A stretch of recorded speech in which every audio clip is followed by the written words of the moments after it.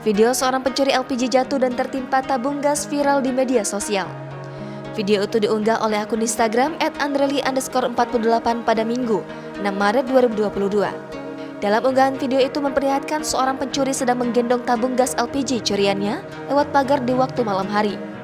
Tampak ia lewat pagar tembok rumah yang tinggi. Pagar tinggi itu persis di depan jalan raya. Ia terlihat turun dari pagar dengan hati-hati. Tampak kakinya salah posisi membuat pencuri ini terjatuh ke trotoar jalan.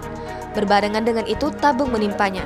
Ia pun tergolek terlentang di jalan dan sesaat kemudian ia bangun dan duduk di pinggir pagar rumah menahan rasa sakit. Sementara tabung gas LPG dibiarkan di pinggir jalan. Dalam unggahan video itu belum diketahui waktu kejadian dan lokasi pencuriannya di daerah mana. Hingga kini belum ada klarifikasi dari pihak-pihak terkait.